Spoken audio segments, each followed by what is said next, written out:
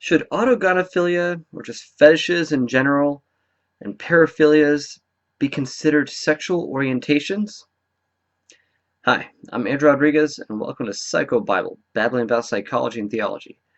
And that's the question in today's video, as I do a commentary, long overdue, on the discussion that Benjamin Boyce had on his channel with Phil Illy and Rudy on autogynephilia. So I commented on that video when it first happened, and I posted my comment on my channel in the community page, but with the intention of doing a fuller commentary at some point, and I'm always behind. There's been so many other things, the news cycle, there's been some other debates that have come up in the realm of sexuality, and also the stuff with Pope Francis and giving people in same-sex relationships blessings, and all this current news. As you know, I don't make commentary as soon as things come out. I sit on it, I mull it over, I think about it, I do more research before I say anything, and by the time I say anything, people have moved on to the next subject. So, who knows who's even going to see this? Who's going to want to see me blab about some other person's video? But here's my 2 cents. I think this whole conversation, and really the scandal that erupted after this Genspect conference that Phil showed up to wearing a dress as an open and self-avowed gynephile, really just highlights the idiocy, ultimately, of the concept of sexual orientation. I've ranted about that in other videos, in particular the one on homosexuality OCD, or sexual orientation OCD, and saying that this would not be a problem if we simply just did not have this whole idea, this narrative of people having innate and fixed sexual orientations that determine their sexual proclivities, and that they're directed certain directions and you just sort of discover what they are. This whole idea of a sexual orientation just is a big old Pandora's box. And so this plays out in this whole conversation about autogynephilia. And if you are aroused, at least at some point or to some extent, by presenting as a female, are you then subjecting the rest of society to your sexual act in some way when you are out in public wearing a dress as a man? That's the question. Here's the debate. Let's get into it. Now, of course, I'm probably going to jump around a little bit, skip some parts, so I can get to the meat of the whole conversation a little sooner, and then I'll end with my main point. So, without further ado, here is Benjamin Boyce's conversation with Phil and Rudy, with me looking like I'm in the conversation, throwing in my commentary. All right.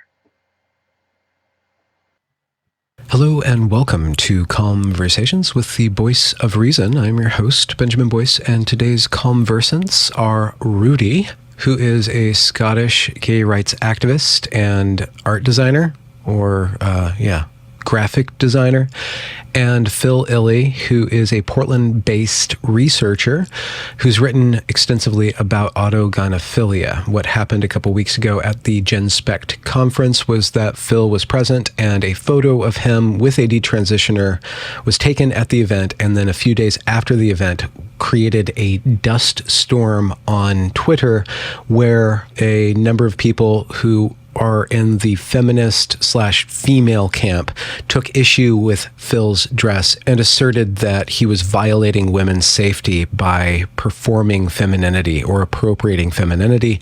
And in this conversation, Rudy takes the mantle of that criticism and complaint about Phil, and Phil endeavors to explain his position, not only his aesthetics, but his position on what autogynephilia is. I find this conversation to be more interesting than just a Twitter dust-up because it shows the line between morality and science, or describing behavior and judging behavior, and that's what we get into. That's what we drill down into, and everybody is welcome to have their opinion. I hope that we can be reasonable in how we deliver that opinion and then come to some sort of cultural consensus about how we manage, navigate, and police our behavior in public. Without further ado, here is Rudy and Phil Illy. So Rudy, meet Phil. Phil, meet Rudy. Hello. Just for the sake of having a conversation, would you guys mind like introducing each other to each other, or yourselves to each other, and then we'll figure out the vector of discourse. Right. Yeah. I guess I'll start. Rudy, I'm an autogynephilic male who wrote a book on autogynephilia and autoandrophilia, and I wore a blue dress at the gender conference, and it was against the unwritten rules, and now I'm in Twitter trouble. I'm getting mobbed. Yeah, like, you know, where everyone's mad. I was one of those people. Yep, I was one of those people. I don't know if you saw. Did you see my tweet about you?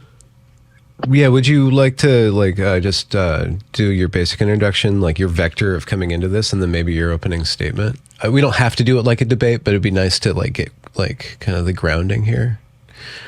Yeah. So I'm Rudy, as you know. I'm a gay man. I'm very open about being gender critical.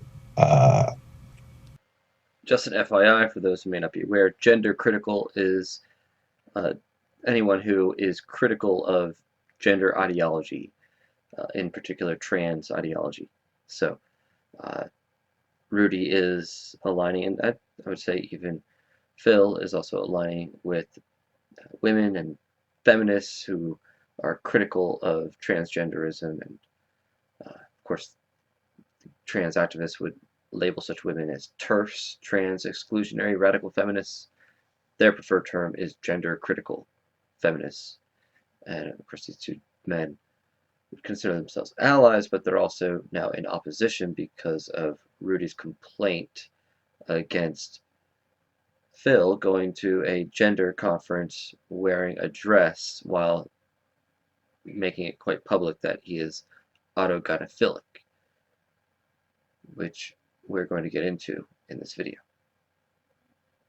Me, a lot of the women who I've befriended in this who are gender critical, and some of them are both gender critical and call themselves radical feminists. So I don't even put all radical feminists under the same umbrella, or in the same box, whatever you want to call it. Don't have an issue with different kinds of gender expression, and men in dresses or women in men's clothes or whatever. That's not the issue for me, and that's not the issue for people that I've befriended in all this. It's very, very different from that. So I'm hoping to maybe clarify gay men who are coming from where I'm coming from, our position on this, and maybe perhaps the women's too. Not that I'm trying to speak for them, but I think I've grasped where a lot of them are coming from. Yeah. What's the basic, I guess, what's the line in the sand, or the basic contention? Of my position? Yeah, the position. Yeah, to me, it's like being gender critical. To me, one of the most important parts of that is the fact that I've always believed, even before TERF was a word, even before the current culture war, that yeah, men can wear pretty much whatever they like in public, and so can women. And because your attire doesn't make you a man or a woman. right? If a man wants to walk down the street in heels, I could not care less. My issue with this whole thing is that I felt like, and Phil's not the first person I've seen do this, but it's probably the one that's had the biggest reaction that I've seen online. My issue with Phil's approach was that you, and correct me if I'm wrong, were trying to make it seem like that's all you were being criticized for, is wearing stereotypically female garments, when you call yourself an autogynephile, which means you get turned on by this. And so imagine if me as a gay man... What do you... So every time you see a man, do you get turned on? Like every single time you see a man, are you like, wow, I'm turned on right now? Oh, we're going there. No, absolutely not. No, I'm just pointing out that like autogynephilia, like other sexual orientations, means it's a propensity for arousal to a certain type of stimuli. It doesn't mean it's happening all the time. And the outfit I wore is just part of my regular rotation I wear every day. I just put it on and I go eat breakfast and I start doing my work. I'm not really thinking like, wow, I'm in a dress. Wow, this is so cool. I don't really even think about it. I just prefer to wear it. It's not a sexual orientation, though. You're calling it a sexual orientation. Fetishes are not sexual orientations.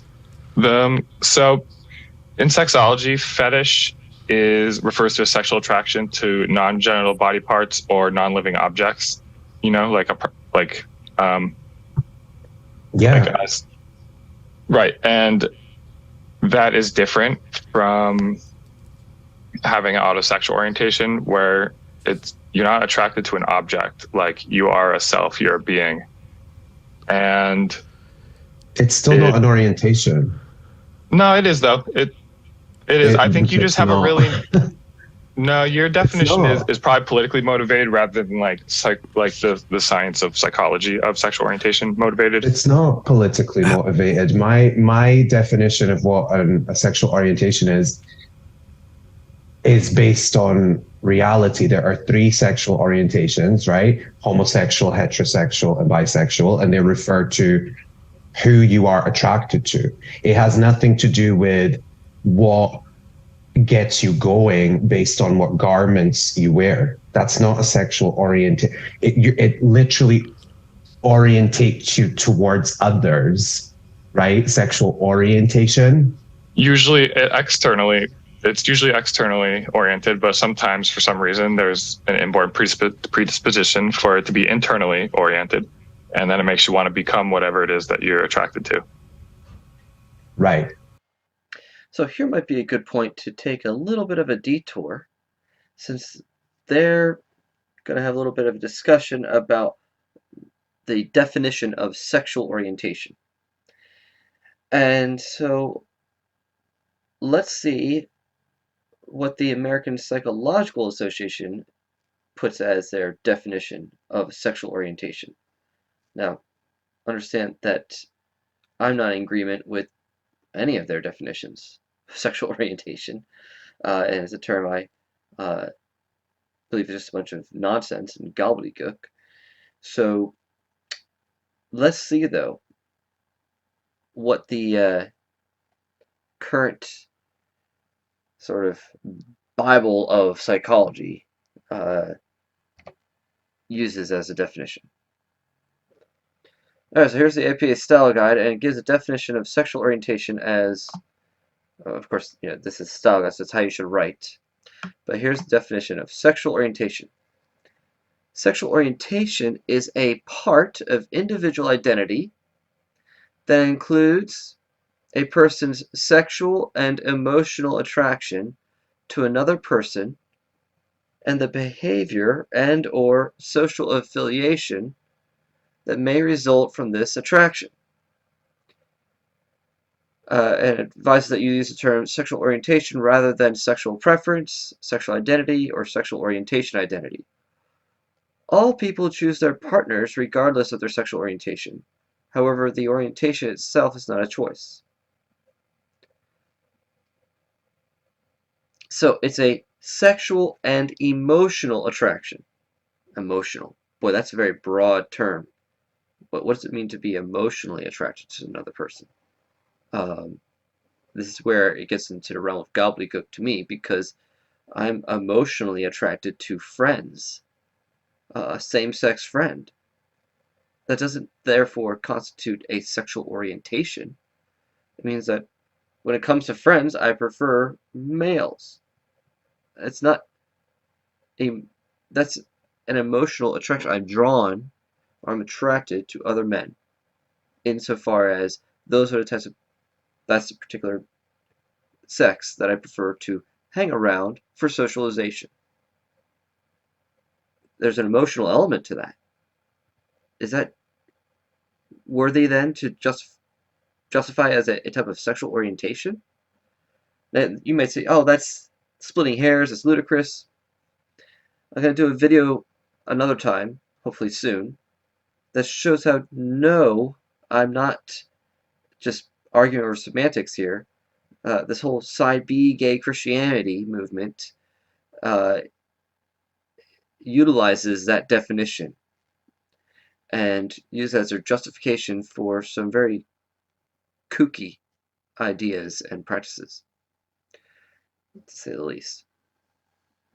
So we see how that sexual orientation is broadened to not just be about sex, but it's about your emotional attractions to another person. So here, Rudy seems to be fitting more in line with this definition, in that the attraction must be toward another person. Whereas Phil is saying, no, my attraction is toward me, toward himself. But as we proceed, you'll see that he also says that his orientation is heterosexual. So it's heterosexual, but yet directed toward himself. So he's using that as a justification for calling it an orientation. But I'm getting ahead of myself here. Let's keep reading this definition here by the APA. It just shows how ridiculous this concept has gotten. And there's no end to it, because they admit that this is a constantly evolving term. So sexual orientation can be conceptualized first by the degree to which a person feels sexual and emotional attraction. Some parallel terms are sexual, demisexual, or gray asexual, or gray A, and asexual. A person who identifies as sexual feels sexual and emotional attraction towards some or all types of people. A person who identifies as demisexual feels sexually attracted only within the context of a strong emotional connection with another person. And a person who identifies as asexual does not experience sexual attraction or has little interest in sexual behavior.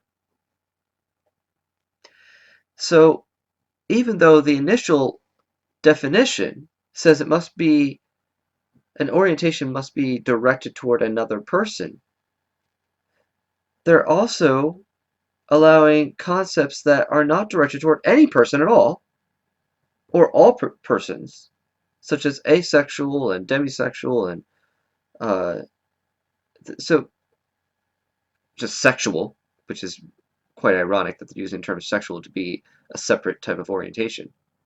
So right there, they just undermined their first paragraph. So that it's not just about it being directed toward another person, but about just where your attractions are, one way or the other, or no attractions. So basically, your orientation is just simply to what and to what degree you are attracted, even if there is no attractions or sexual interest at all. So this now broadens it. So therefore, Phil's definition, as we'll soon hear, could easily fit into this definition as well. The definition continues. Second, sexual orientation can be conceptualized as having a direction. For people who identify as sexual or demisexual, their attraction then may be directed toward people who are similarly gendered, differently gendered, and so on. That is, sexual orientation indicates the gender directionality of attraction, even if that directionality is very inclusive, non-binary. Thus, a person may be attracted to men, women, both, neither, masculinity, femininity, and or to people who have other gender identities, such as genderqueer or androgynous, or a person may have an attraction that is not predicated on a perceived or known gender identity. It's an explosion now of terms. So some terms for sexual orientation.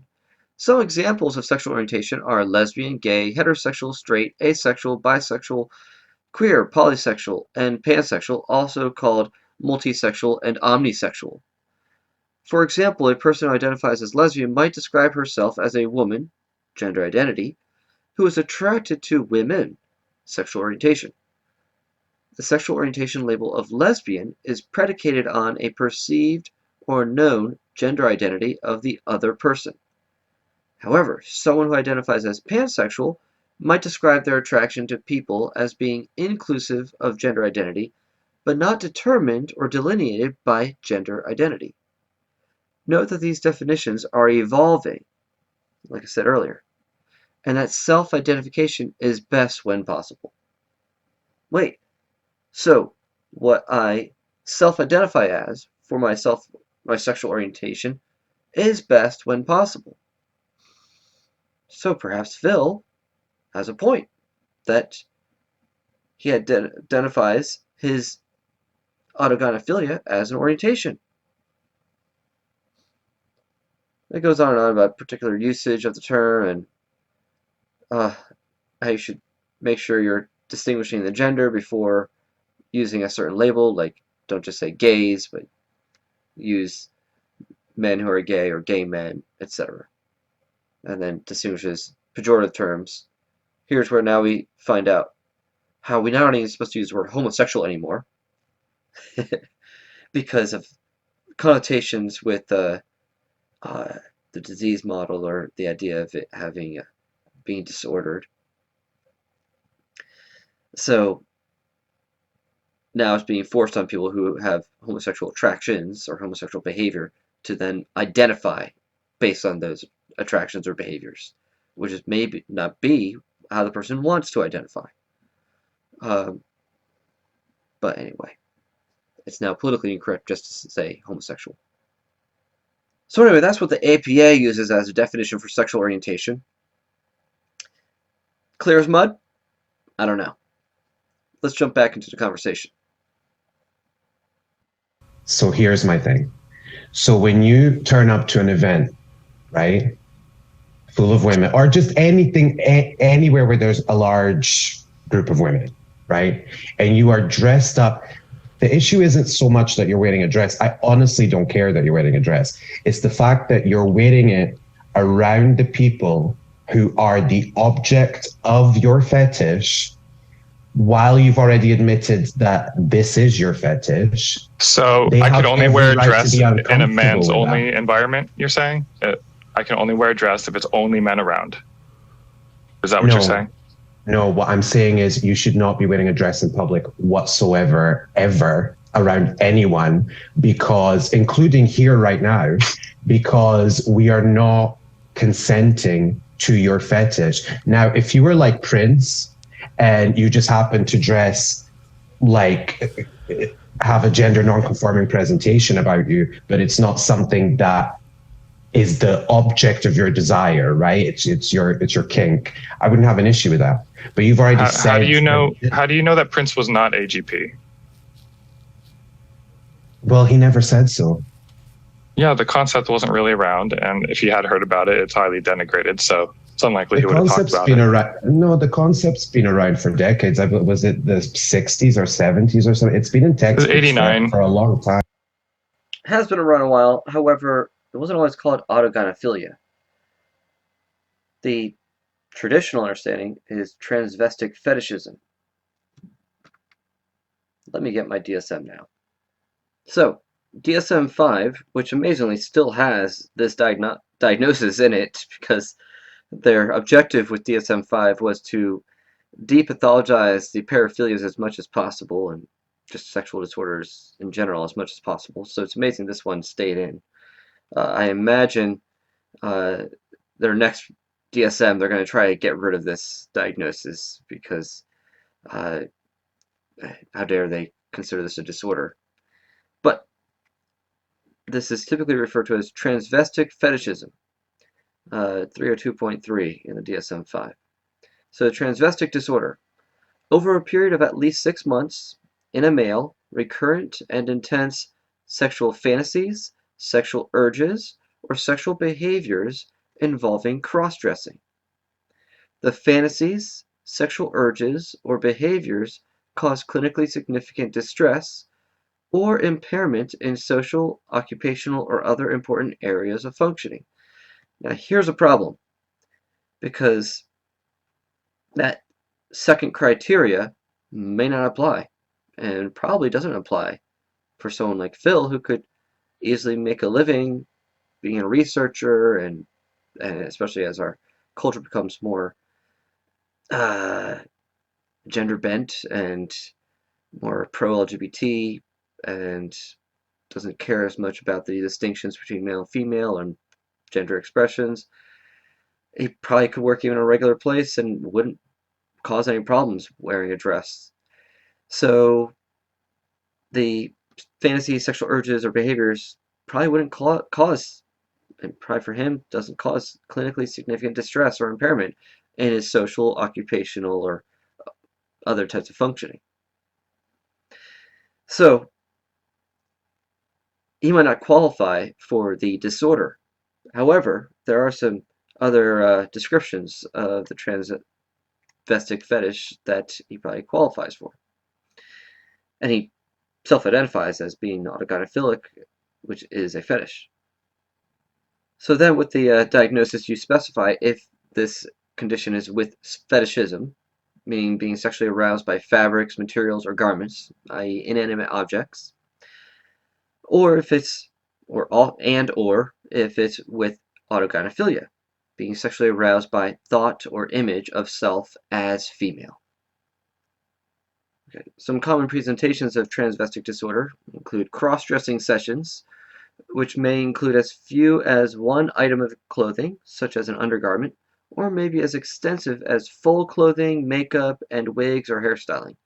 This is often accompanied by patterns of purchasing, wearing, and then throwing out cross-dressing clothing in an attempt to quit. So kind of like a binge and purge type of pattern. Cross-dressing sessions typically leads to masturbation sessions in younger individuals, while older individuals typically delay gratification in order to extend the cross-dressing session. Individuals who are in sexual relationships may engage in intercourse with their partner either during or after cross-dressing sessions. It is important to note that transvestic disorder is distinct from fetishistic disorder, where the target of the fetish is women's undergarments or clothing. So transvestic disorder, it's not so much about the women's clothing, but the idea of being in the women's clothing, or the idea of being a woman or presenting as a woman. Signs of transvestic disorder may begin as early as childhood with cross-dressing play beginning prior to puberty. While the desire to cross-dress typically remains at the same intensity, or even continues to grow stronger, the level of sexual arousal typically peaks early in puberty before lessening over time. So, which we'll soon hear from Phil, even though he identifies as autogynephilic, he rarely, or not very routinely, experiences sexual arousal while wearing the women's clothing. It's now more of a point of just feeling comfortable in this attire. So it's clearly has peaked for him at a certain point and has leveled out or decreased. For some individuals, feelings of sexual arousal are replaced with a sense of comfort and belonging, which is what he has stated, and may lead to the desire to remain in the feminine role for lengthened periods. Transvestic disorder is often co-diagnosed with autogynephilia, or a male's sexual arousal at the fantasy of himself as a woman, fetishism and masochism, or the enjoyment of pain during sexual arousal. Interestingly, Many cases of autoerotic asphyxia, or strangulation during sexual stimulation and ejaculation, is often associated with transvestic disorder in a statistically significant portion of autoerotic asphyxiation deaths. There is also evidence that transvestic disorder and other paraphilic disorders may be related to diagnoses of obsessive-compulsive disorder and may respond to traditional OCD treatment. So what we see here is, although autogynephilia is not a technical diagnosis in the DSM, it is a feature or a potential feature of transvestic disorder. Yeah.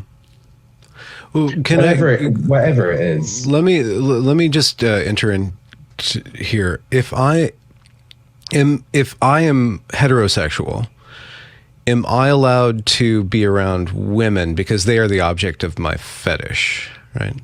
Mm-mm. Being heterosexual is not a fetish, right? What Phil did is the equivalent of, now this isn't something I'm particularly like super into or anything, but plenty of gay guys are, right? Let's say jock straps are my thing. That's my thing.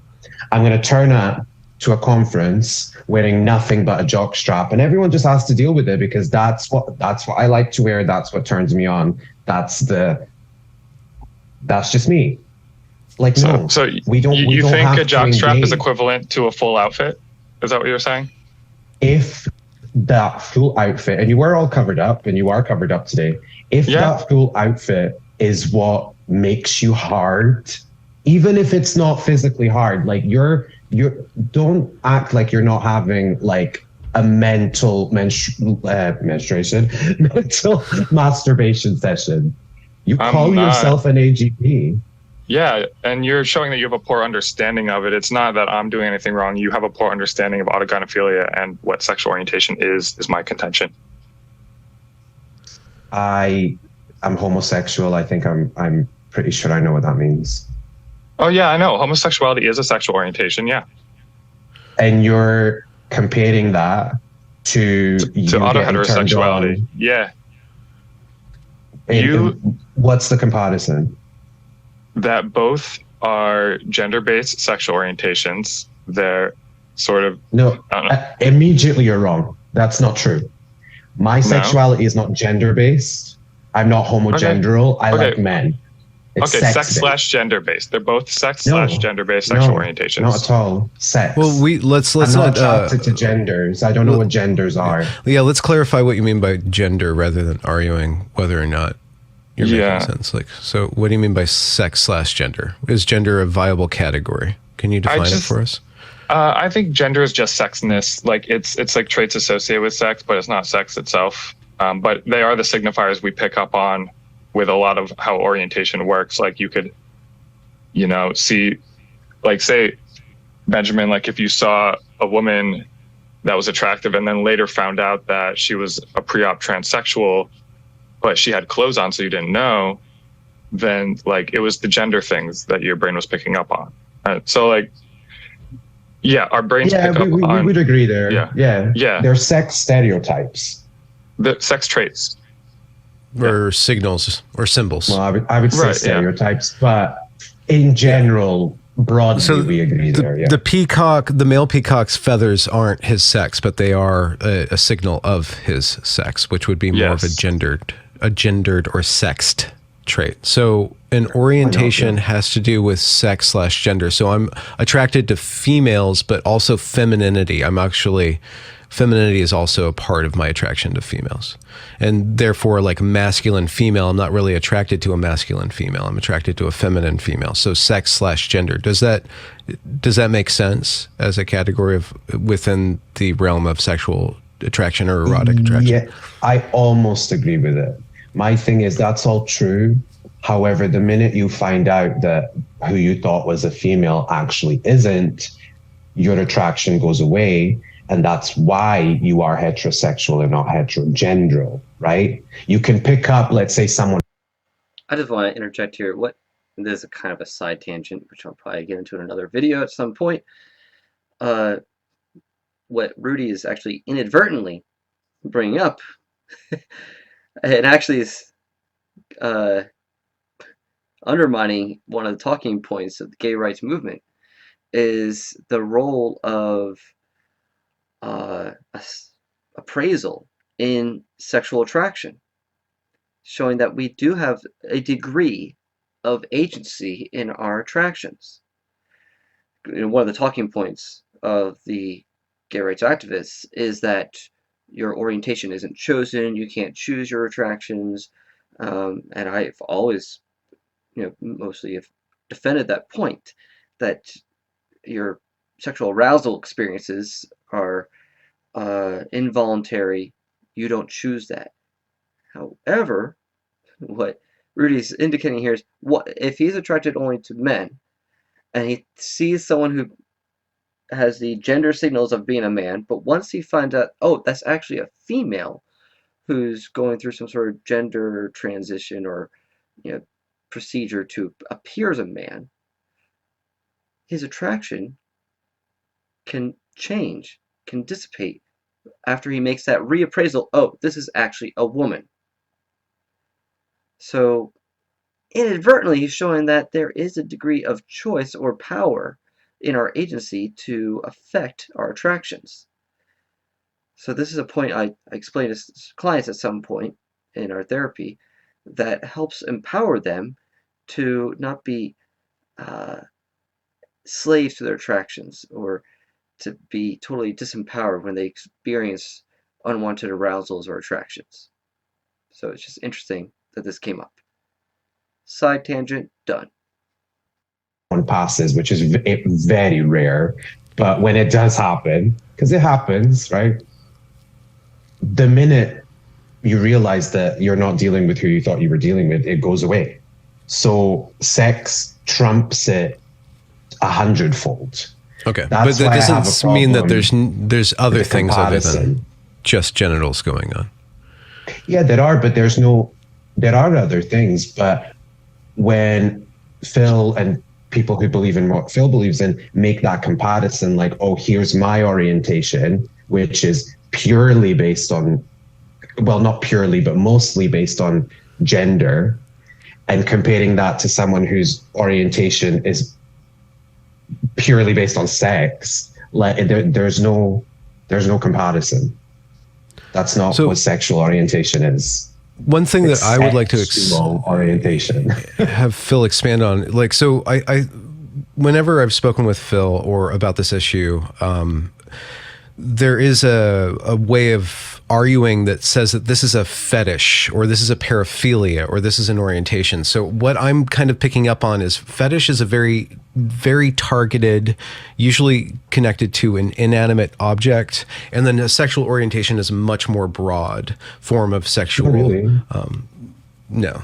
So I wonder why, because fetish just, it seems like a thought terminating cliche. It seems to make Phil, it associates Phil's dress with a perversion, and then it allows for the argument that we are in this moment participating in we're non-consensually participating in him getting off somehow. When we are. But there. So here might be a good point to interject with, what is a fetish? And for that, I'm just going to splice in a part of my interview with colleague Robert Vazzo, another reintegrative therapist or reparative therapist, trained by Nicolosi, who specializes in fetishes, and we both have a shared theory about same-sex attraction, or about not so much same-sex attraction itself, but rather homosexual behavior and proclivity, that it is actually fetishistic. But let's just start with the definition of a fetish, which the psych world has yet to provide a very adequate definition.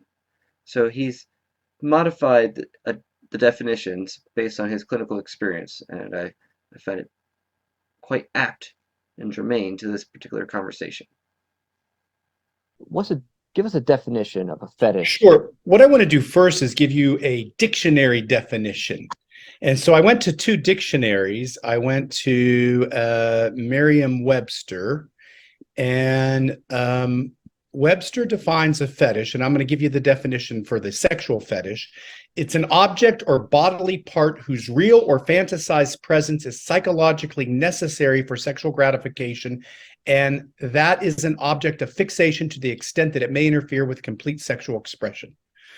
So that I think is not a bad definition. That's encompasses some of what we're going to talk about today.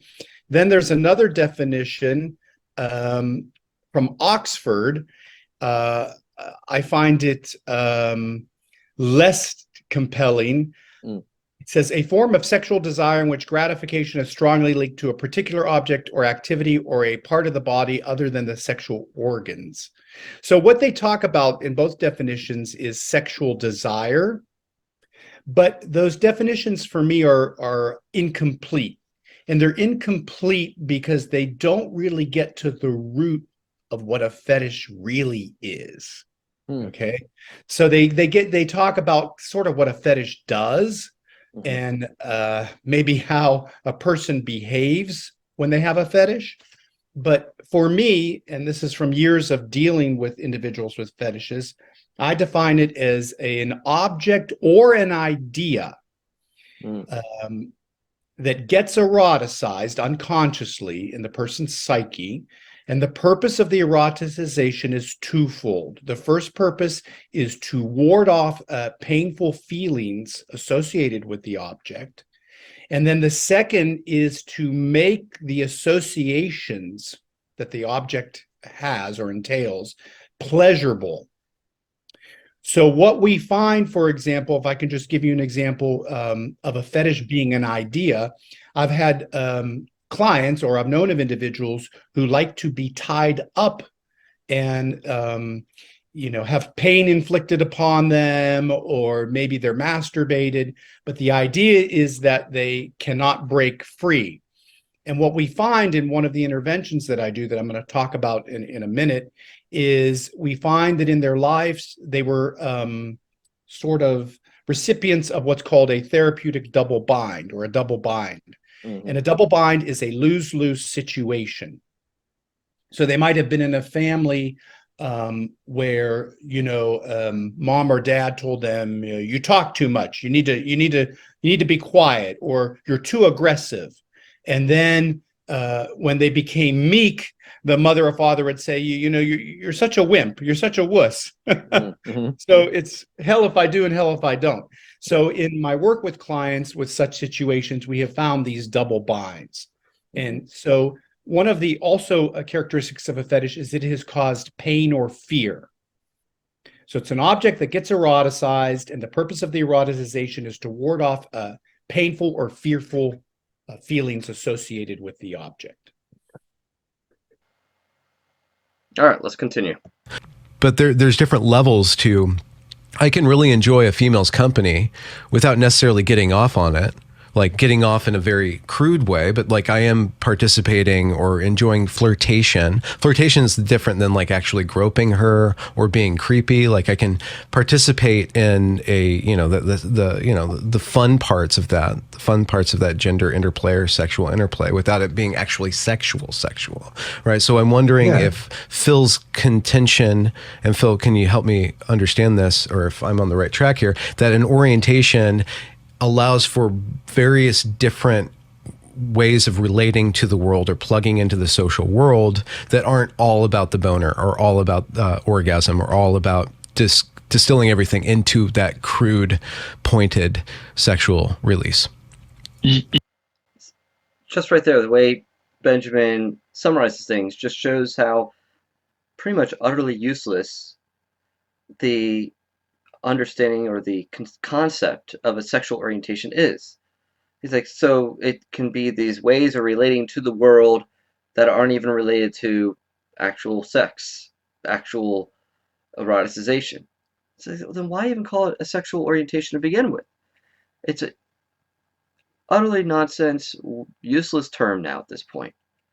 What started off as taking a pattern of sexual arousal and proclivities and declaring it a way of relating sexually has now just evolved into a way of being in the world in general, whatever that means.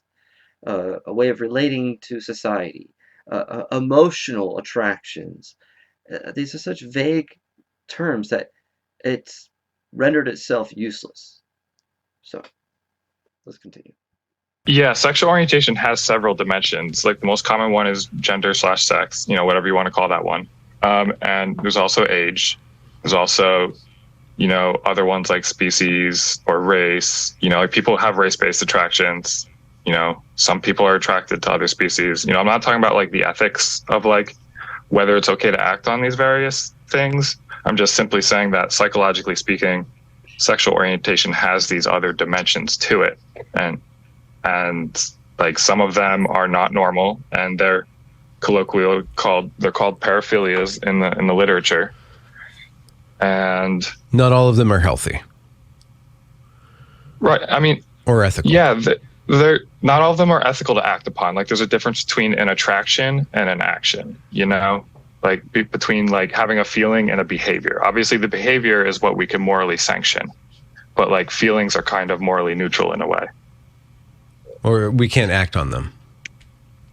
Right. Well, there's ones that are like unethical to act upon. Yeah. Rudy, so this is a part where the conversation could totally fall apart, but there is a difference between the ought and the is, right? And it does. So sexologists have been studying zoophilias, all these philias, and it's one thing to talk about it, but you're not necessarily sanctioning the action to say that this is the case, that in human sexuality, attraction to these various categories exists. And we have, and because it has exists, we have laws banning certain forms of expressing that. It does. I'm making the faces I'm making not because I don't believe that obviously that exists. It just really, I thought I could keep it together a lot better than I'm managing to. You're doing great. You're doing great. Thank you. I'm trying to let him speak. I really am, by the way, Phil. I really am. I just feel very passionate about these things. And just as a gay man, some of the things you're saying, I just find a little bit mind-blowing. Because one of the things I did notice, because I've not been keeping up with the situation as much as I'm sure you have, because it concerns you.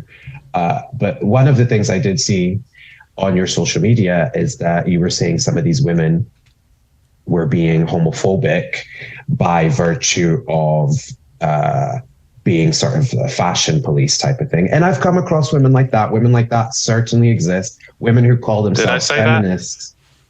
Are you referring to Aaron Kimberly's tweet where he had a sentence where?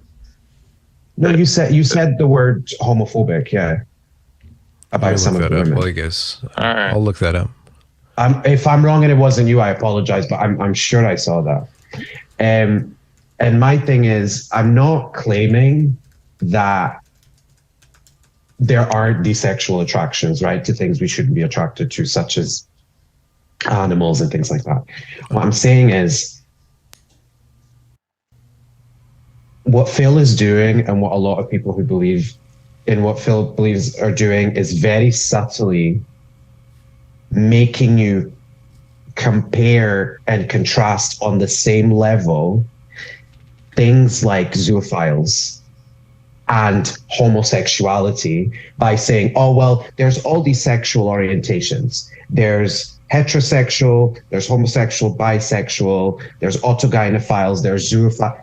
Don't put me in that conversation. I am not in the conversation of people who have a perversion. Now, do I think your perversion is in the same category as people who like animals? No, right? However, those are perversions. I'm a homosexual. Yeah, it's not the Rudy, same thing. Your language is very like, it's moralistic language rather than, it's like about ought rather than is, and basically the main thing is I understand you have an issue with me using the word orientation to refer to these things. Yes, and I've seen many people have that complaint. However, as far as I can tell, based on all the reading I've done, things do appear to be sexual orientations, and the question of which ones are okay to act upon and which scenarios is sort of like where the moral conversation would be. But like, in fact, no because matter this of is what the argument is, people used against gay people. This is the exact argument people use to take away my rights and the rights of lesbians. So I won't have it. It's not a sexual orientation. It's a perversion. Okay. That's what it is.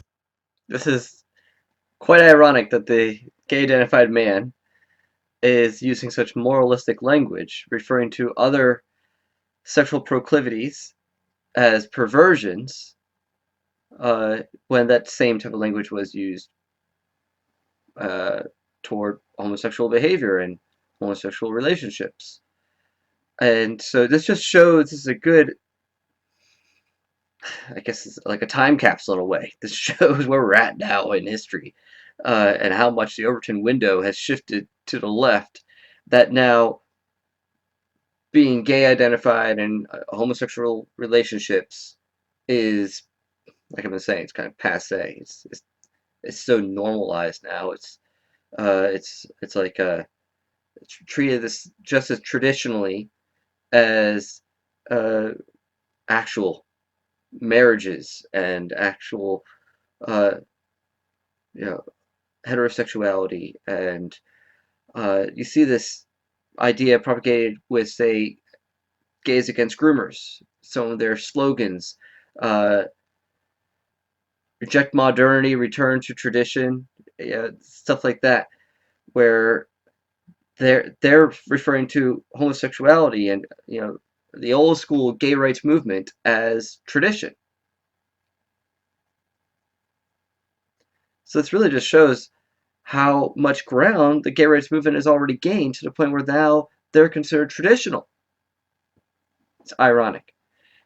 How is me expanding which things can be considered orientations? How does that infringe on your rights? Can you explain that? Because you are making a comparison by putting us in the same category of sexual orientations, me and someone who wants to shag a dog, and I won't have it.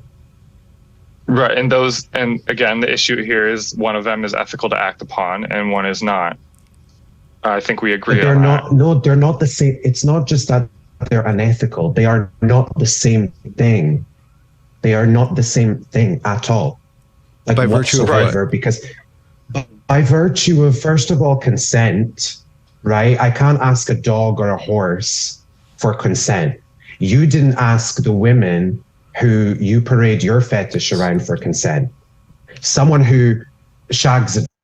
So this shows also how the left, the liberals, whether you want to, I doubt Rudy would call himself progressive at this point. That's the irony of it as well, because the progressives are the ones pushing the trans ideology that he's opposed to. But either way, he's certainly no conservative, at least not by any traditional definition. But basically the liberals, consistent with what Jonathan Haidt's research has pointed out, have very minimal values that they use for determining the morality of something. And basically the last vestige of morality or a moral standard that they have left is consent, almighty consent. And so it creates actually it opens up Pandora's box to, how do we put a boundary around sexual behavior and relationships if the only value or the only factor to consider when figuring out if a particular type of sexual behavior or relationship is ethical or moral or not is consent.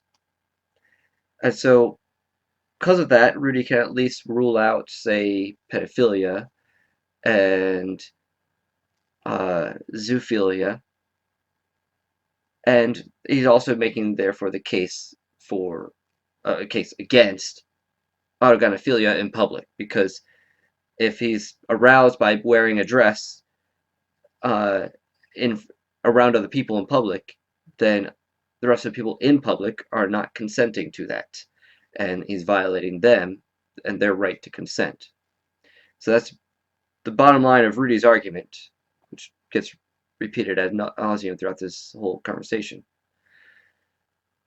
But like Phil is saying, he's making a moralistic argument. He's arguing about what ought to be when they first have to establish what is. And he's saying, why can't we still consider these paraphilias and fetishes orientations? And then after we just describe them as such, then do the argumentation for which ones should be valid, which ones should be acted upon or allowed to be acted upon, which ones should be tolerated by society. This brings up such ire, I guess, for Rudy that he won't even entertain that conversation because he's sounding like an old school conservative in a lot of ways, ironically. Or at least a very traditional person who wouldn't even want to consider looking at, say, homosexuality in a more scientific or objective manner, just describing it, and just wants to reject even looking at it as a phenomenon that exists. So in the same way, he's rejecting even having the discussion about what these paraphilias are, because of the idea that if these count as sexual orientations, then he's putting them in the same category ontologically as homosexuality. And he will not suffer that. So that's where a lot of the conversation does degenerate and just devolve, because he won't entertain the idea that these paraphilias and fetishes constitute their own orientations based on the narrative of what orientation is. I'll share a little more about how I weigh in on this a little bit later. The dog doesn't ask the dog for consent. I ask men for consent. Like there is no comparison. Rudy, are you capable of talking about comparison. like what is without considering what ought? Like, because I feel like I'm trying to explain what sexual orientation is, like without regards to morality, and you're jumping straight to morality. All of your arguments are morality based. Because and we can have that conversation. That's what oppressed gay people like. What? How do you think gay people feel about it, based on our history? I imagine they feel all different things about it because they're individuals. Mm-hmm. Okay, so do you want to expand? Is that all you want? Do you want to expand on that? I don't know all the gay people, so I'm not going to expand on that. No. I don't know all the straight people either, but I'm pretty positive that the vast majority of heterosexual men wouldn't put you in the same sexual orientation category as them, and wouldn't call it a sexual orientation to begin with, and would call it a perversion. Yeah. Right, and up until around the 70s or so, homosexuality was classified as a perversion. And it got changed due to political pressure. It wasn't due to scientific evidence, but more recent scientific evidence has shown that it does seem to be distinct from the things we call paraphilias. Yeah, because we require consent from each other and you don't. That's the main. No, you don't require consent to be attracted to someone else or to even fantasize about someone else, to use them as an object. Well, if you're using fantasy. So when people consider orientation just simply about your attractions, well, you're attracted not based, your attractions are independent of whether or not the person consents to you being attracted to them. So it's not an effective comeback there, Rudy. Likewise, with minor attracted persons, or people with the pedophilic attractions or desires, there's a whole assortment of them, a growing movement, who are not engaging in pedophilia and pederasty, but have the attractions. So consent isn't necessarily involved in that situation. No one needs to consent because they're not acting on it. So why can't that be considered an orientation? This is the problem we get into with this whole definition this whole concept of a sexual orientation? Difference. Yeah, when you can always consent to yourself. That's the thing with these autosexualities. Yeah, but you're forcing other people to be exposed to your autosexuality all the time. I'm not forcing people to be exposed to what I like sexually all the time in public. Because of your signifiers. You don't signify your homosexuality. And Phil, well, I don't walk around in the garments. It's not so much that me looking gay. Plenty of people, I'm sure, think I look gay. It's not that. It's whatever that means, right? I know I sound gay. It's not that. It's I don't walk around in the things that turn me on. That's what I mean. It's not about looking gay. It's about I don't walk around in fetish gear. Now, what he's wearing right now, I wouldn't consider fetish gear, but it's a fetish to him. So therefore, it is fetish gear. So, okay. So the fetish word here is like, I think it's impeding people's ability to think in this discussion, just with the general Twitter mobbing over the past week. Don't insult my intelligence. If you want me to let you speak, don't insult my intelligence, please. He was talking about in general on Twitter. Yeah, and it is the case. I was saying, yeah, I was talking more broadly that people are using the word fetish and it's making them think that it's wearing a clothes like I'm just literally like rock hard 16 hours a day, you know, and just like, or like just constantly mentally aroused, when it's like it's really not like that in terms of like how it feels subjectively firsthand. And I don't think it's okay to like police how people want to dress as long as they're sufficiently covering up the right body parts to a sufficient degree. Like beyond that. Okay. Well, yeah, I don't like fashion police, but I guess we'll have to disagree about that. How do we police fashion? And then this is the big question, Phil, but it's none of my business. Like, what motivates you to dress the way you dress? What is the intention behind it? Because people are ascribing a sexual motivation to why you make the fashion choices that you do. And they're having an issue not with the fashion choice, but the intention, which I don't know how we are supposed to police people's intention. But because you've explicitly stated that you have this orientation that allows people or that motivates people to tie one and two together and assume that you have a sexual motivation and an erotic, that this is an erotic experience for you to dress the way that you dress. And if that's the case, then how do we go about discerning who's dressing due to erotic intention and who isn't? Right. So I prefer to wear women's clothing. And the reason I know it's because of autogynephilia is because I read a bunch of like the research on it. It wasn't like, you know, like many years ago, the first couple of times wearing women's clothes, like, yeah, it like could trigger arousal, but like that's like that goes away pretty quick because there's only one of you. So there's like after like the honeymoon period is over, so to speak, it tends to be more of like an emotional thing. And so like by this point, like I'm wearing women's clothes every day and I really just think nothing of it. And I just go about doing what I'm doing. But why? Like why? If I may ask, because I feel better emotionally when I wear them compared to when I do not. What can you describe that state of emotional feeling better? Is it euphoria? Is it relaxation? Like what level of bliss or lack of anxiety or tension are you feeling? It's at the point where it just feels normal. In the past, like I imagine like if I was forced to wear men's clothes again, I would find it very uncomfortable. I know in the past when I had like an engineering job, like as soon as I would get home, I would like change out of my pants like pretty much as soon as I could. I didn't understand why at the time that it bothered me so much, but it just did. And it was uncomfortable to be wearing men's clothing, and so I stopped wearing them. Okay.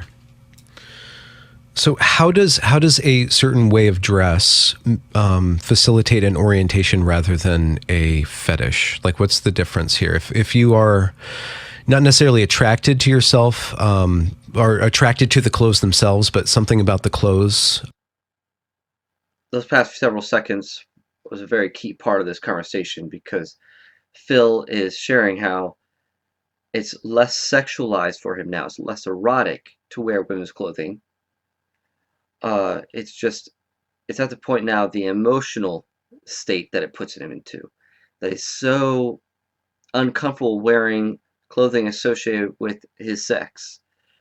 As stereotypical as that may be, as even if you want to consider it arbitrary that men wear pants and they don't wear dresses, at least in the United States, for him, and ultimately it's not just about it being arbitrary, it's because it actually is associated with being male, and dresses are associated culturally with being female. That's where he gets his sense of comfort and emotional stability, or at least insofar as he's reporting. That he becomes distressed or dysphoric if he's wearing stereotypically men's clothing.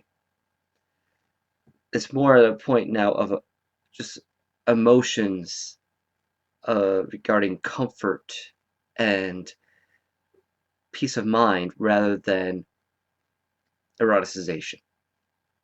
However, he still identifies as autogynephilic, and autogynephilia, by definition, is the experience of arousal, sexual arousal, based on viewing yourself as a woman or seeing yourself in the clothing of a woman. So Rudy still has a valid point that you're self-identifying as autogynephilic and wearing these clothes. You're not identifying as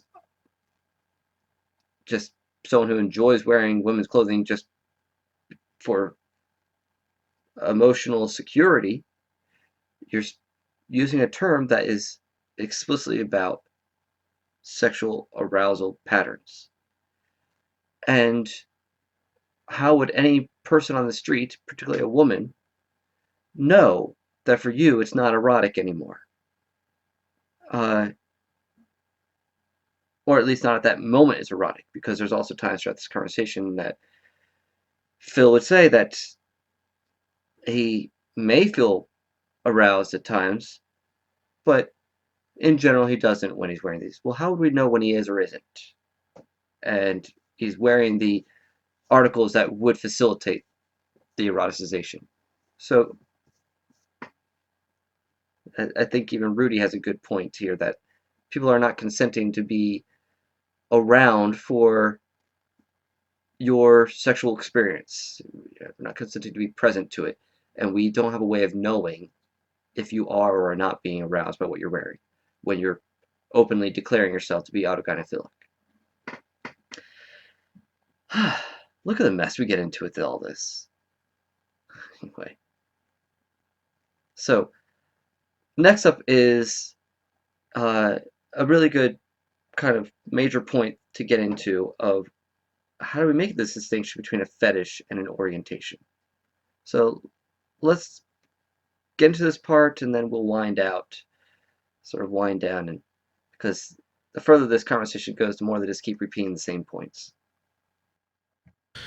So how does a certain way of dress facilitate an orientation rather than a fetish? Like, what's the difference here? If you are not necessarily attracted to yourself or attracted to the clothes themselves, but something about the clothes, the gendered clothes specifically, one attracts you with regard to the female or makes you feel okay, or one that makes you feel not okay with the male, like a male typical dress. Like, how is this not a fetish? Because it does have to do with these inanimate objects. I'm trying to use the very specific. Yeah, well, because the inanimate objects are just means of symbolizing the femininity. They're not the direct attraction themselves. So you're not attracted to the pantyhose or wearing the pantyhose, but they are a signal or signifier of femininity. Yeah, they're a symbolic invocation of that inner femininity. Okay. And I think Rudy, or the people that Rudy's like championing right now are saying that because it is a mode of dress, it doesn't just stop with you. Like you might be auto heterosexual or whatever. You might be attracted to yourself as a woman, but because you're signaling that, it ripples. It has a cascade effect. So it's affecting people around you on one level or another, or it's at least sending a signal to other people. And that signal has been habituated through the last few years with AGP people acting horrendously and recording that online. So you're being associated with other much worse actors, but it's still the same signal that you're signaling, right? Yeah, the clothing might be signaling that to that particular subset of people that don't like AGPs, but my actual behavior was fine, like at the conference, for example. Like, yeah, there's plenty of people that said it made me uncomfortable to see a man in a dress, but after I talked to him, I got no creepy vibes and it was totally fine. So Rudy, how do we discern the man in the dress who's okay to be wearing a dress and the man in a dress who's not okay to be wearing a dress? Like, how do we discern that?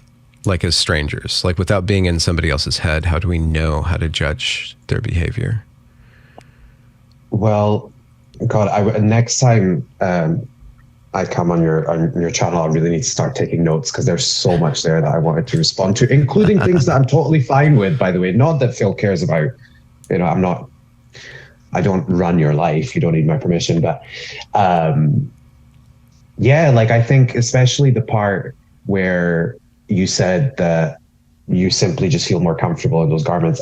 I don't have an issue with that. I've never had an issue with that a day in my life. And I still don't.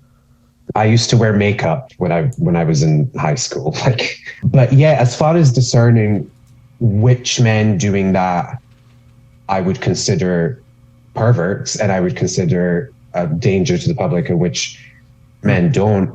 I don't think when Phil refers to his behavior, it makes any difference to me because the way you dress is part of your behavior. So your behavior to me, it's like you don't just wear a dress. You've already called it autogynephilia, which is not the same as the second part of his statement that I agreed with when he said, well, it just makes me feel more comfortable to be this way. A lot of LGBT people and some straight people too feel more comfortable in the opposite sex's garments. That's not autogynephilia. That's just being gender non-conforming, and that's fine. But I hear a contradiction there. Why? Well, I want to know no contradiction. Why do you call yourself autogynephilia is the explanation for why I feel comfortable in women's clothing. It does not indicate that I'm aroused every time I'm wearing it, or even most of the time. It is just But he's using this sexual fetish as an explanation for why he feels comfortable. It's kind of contradictory, but his very explanation he's giving right here is contradicting his idea, his claim that it doesn't necessarily mean that he feels something sexual every time. Sure, you might not feel that every time, but the pathway that you got there was through something sexual. As he said earlier, there was a period of time where it was that way. And I'm quite certain someone like, say, John Euler would say he probably was hooked on some very hardcore porn. Probably still is. I don't know, so I'm not going to jump to conclusions on that. But you can't say on one hand, I don't feel anything sexual when I wear this. But the way I got to this point where I feel comfortable is through something very sexual. The ultimate scientific explanation for why I feel that way. I think I'm getting your definition of autogynephilia wrong. How do you define autogynephilia?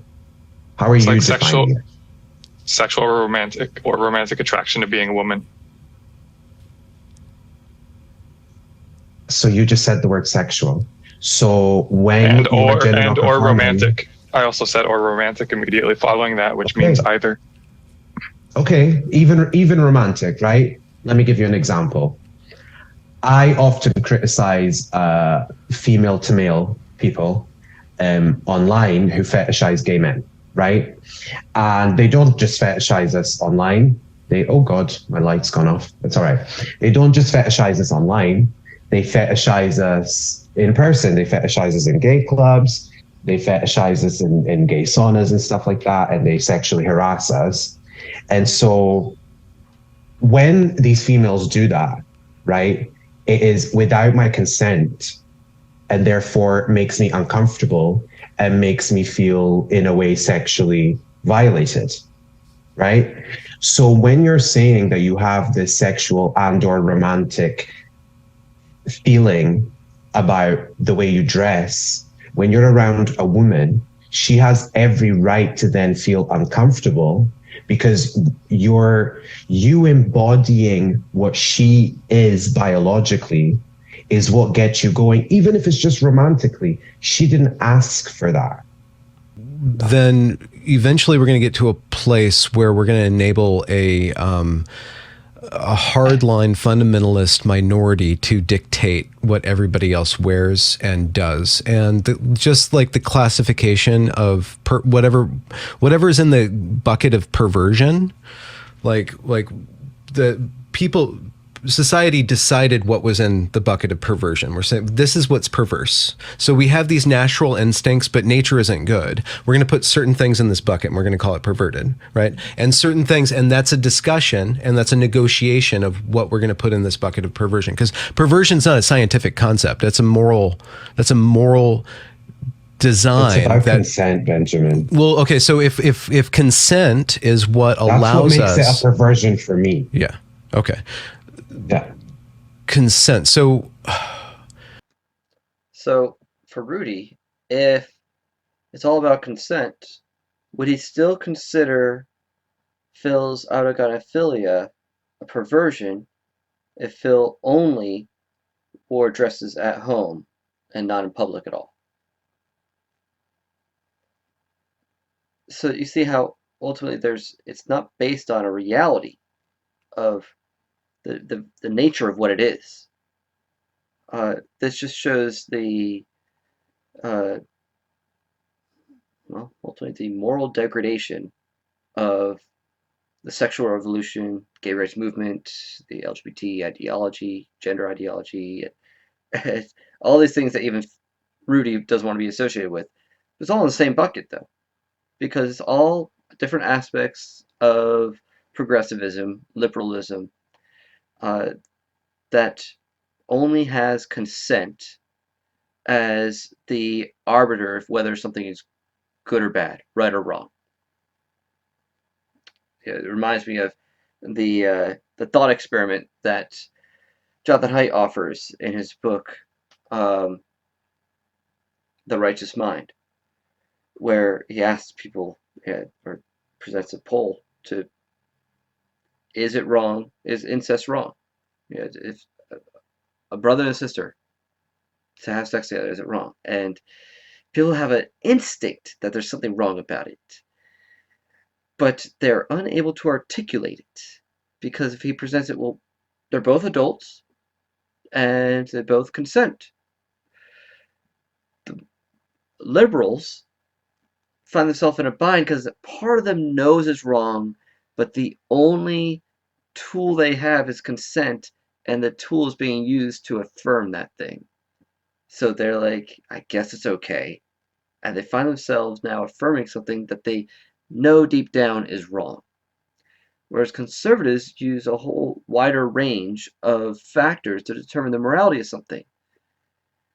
And one of those is the objectivity of how we're meant to be sexually, how we're meant to function sexually, what our bodies reveal about the nature and therefore the function and purpose of our sexuality. And we use that as a moral guide. So in that respect, oughts are derived from is, the way things are, the way things are meant to be. We can't get there from a place of only using consent as our arbiter. So this just shows how the sexual revolution has opened up Pandora's box. So, Rudy, I've explained this a few times that there's this idea that just because I'm attracted to being a woman, that if ever I do anything that symbolically represents that is for erotic, to derive erotic satisfaction. Like, and that's simply not like the firsthand experience of how it feels at all. And so it's just really off base when people say that I'm like exposing people to my fetish simply for being gender nonconforming with regard to what I wear. I don't. I honestly think you're missing what people are actually saying. That's not what people are saying at all. I'm attracted to being a bottom. Okay. I didn't turn up today with a dildo up my ass. Neither did I. You turned up in a dress, which is the thing that turns you on. Like, and I just explained multiple times that it's just my everyday clothes, and I derive no erotic satisfaction from simply putting on my everyday clothes. But you do sometimes. You said it. Sometimes you do, sometimes you don't when it's convenient for the argument.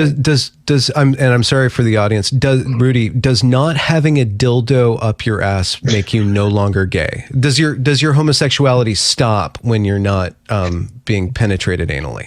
I'm sorry to be that graphic, but it's a bigger. It's a good question. Of course it doesn't, right? Of course it doesn't. But I don't suddenly become straight like it's the magic wand. But your homosexuality, it influences your dress. It influences your aesthetic. It probably influences your creativity. Like it's probably your erotic nature probably informs a lot and animates a lot more of your personality than just that one sexual act. Yeah, that sexual act might be like. But that's a consequence of making this idea of sexual orientation an integral part of identity. I don't wear my clothes based on, will this attract women? I'm wearing clothes based on, I'm a man, these are what men wear. This is comfortable for me. Also, I'm concerned more about, does it look professional? You know, if I'm seeing clients today, or if I'm just bumming it around at home. Okay. So my orientation, a term I loathe, isn't informing what I'm wearing unless it actually is to arouse someone, i.e. my wife. And maybe we're going to go out on the town together. I'm going to dress up to try to look more appealing to her. So insofar it is meant to lead to something sexual or at least romantic, then my sexual attractions, my orientation, my actual orientation, which is toward my wife, does influence my dress. But beyond that, no. Only for those who've bought into this idea of sexual orientation as an identity concept does it then permeate their life, where you can tell what kind of orientation someone has by what they wear. Yeah, there's clothing for gay guys. There's clothing for butch lesbians. You know, it's like it becomes totalizing to their identity because of how much they bought into this idea, this narrative of sexual orientation. Okay. For more on that, see my video on can you have same-sex attraction and homosexuality OCD, or sexual orientation OCD, which is really a platform for me to go on a rant about the problems of this concept of sexual orientation. So please check out that video. I think it's one of the most important videos I've done in a while. So to get a fuller explanation of how problematic orientation is. Let's continue a little bit more, and then we'll wrap up with my final thoughts. Where it's most intense, but like it informs, you know, how you talk, how you move your body. Phil's contention, if I may be so bold, Phil, and please correct me if I'm wrong, is that his sexual orientation, or his erotic spin, how his life force goes is that he really likes to be feminine. He really enjoys femininity. He really dislikes being masculine. And yet in my conversations with Phil, he once he started to understand the motivations behind him wanting to dress this way, he understood that he embarked on a process of accepting himself as a man and not wanting to transition, not wanting to appropriate womanhood, just to be in that, to express himself femininely, right? So his entire book, and that's where he loses me, is about allowing the AGP motivation to not result in the destruction of sex-based categories and very crude and not for certain, not evidence-based medical interventions that might not even give you the result that you want. So Phil is drawing a line. And that's good. That's actually rather noble. I'm glad he went through that process himself. There's still a lack of acknowledgement that the thing itself is erotic and sexual in nature. So, which is the whole point Rudy's trying to make. And they just sort of belabor this point as they continue. All right, they pretty much just rehash and just go over everything. There's no real resolution. They don't come to an agreement on anything ultimately in the end. It's a fascinating conversation. It really is an indication of where we're at in our society. So what are my final thoughts? Well, here's the comment that I left in the video itself. My appeal to Benjamin Boyce and anyone who is participating in the conversation and those watching. I hearken, of course, to some of the interviews and videos I've done, such as one with Robert Vazzo, in which we discuss fetishes, and my video on same-sex attraction and HOCD. So I say, if you watch those videos, in which I explain the problem of the contemporary concept of sexual orientation, you'll see an argument for why both of these guys are wrong. Phil is actually being philosophically consistent, because once we've made sexual orientation about our arousal patterns, and now even more broadly, emotional attachment, which is essentially what Phil's cross-dressing has evolved into, then the door is wide open to all sorts of orientations. There's no logically consistent reason to limit orientations to hetero, homo, and bisexual. Whether Rudy cares to admit it or not, the gay rights movement, basing their case on the ultimately false idea of possessing inborn and immutable sexual orientations, laid the groundwork for this very sexuality chaos that we're now discussing. Once we've made it that your sexual proclivities, your arousal templates, are indications of a core aspect of your identity, which is consistent with that APA definition of sexual orientation, well then what we've essentially done there is made it so anything that arouses you is sufficient to constitute its own sexual orientation. Therefore making things like autogynephilia, various other paraphilias like exhibitionism, voyeurism, minor attraction, pedophilia. There's no reason why we can't say that those are sexual orientations, at least as descriptions. And then, how do we determine which ones should be acted on? Well, we need more than consent as the rule that we live by for determining that, and the rule that we use to determine what is morally right or wrong. We need a reality, a higher ordering principle that dictates to us, well, what is the purpose of our sexuality in general? And that determines then which of these so-called orientations or attraction patterns or behavioral patterns ought to be approved of and which ones ought to be condemned as perversions, to use even Rudy's own language. So here's my contention.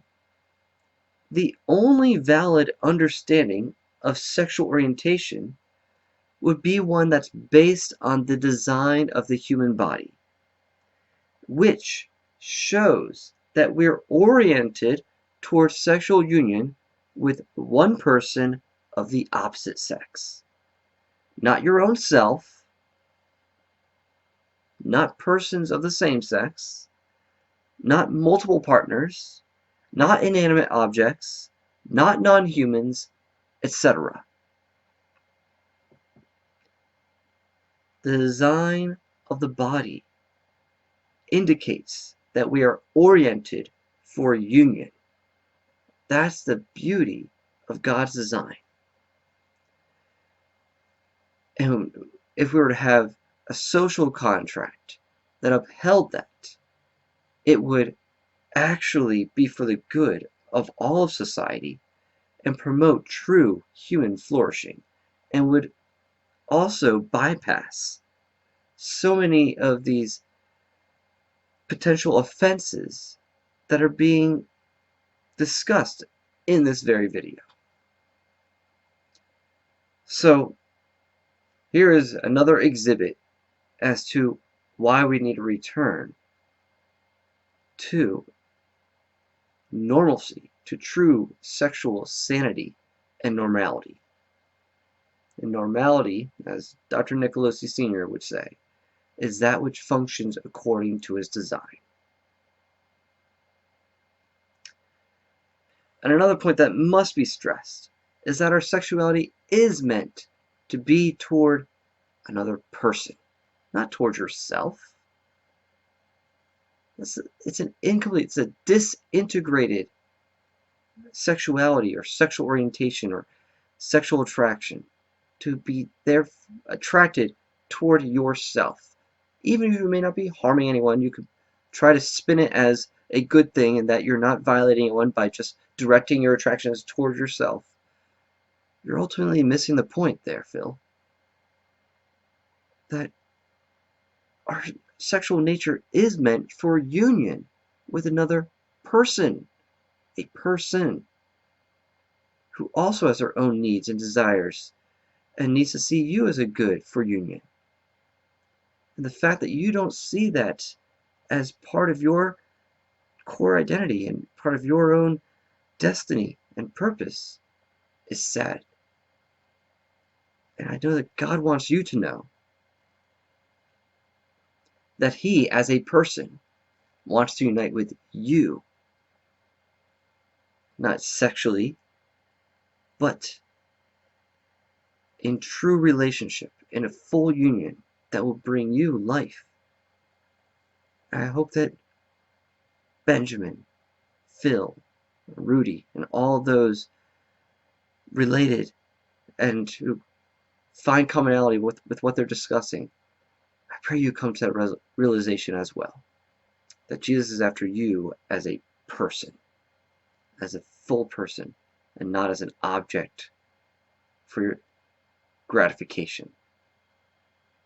But this is where consent is important, and that He doesn't force you into any sort of union with Him, into following Him, into pledging allegiance to Him as your King and Lord, but He makes the offer, and He's waiting for you to say yes. So I pray that you do. Alright. So I don't think there's much else to say, so before I wrap up, let me make this little pitch. If you like this sort of commentary, what are you waiting for? Subscribe. Hit the bell for notifications. Share this video with others. Leave a comment. Hit the like button. And until next time, please know that Jesus loves you freely, fully, faithfully, and fruitfully.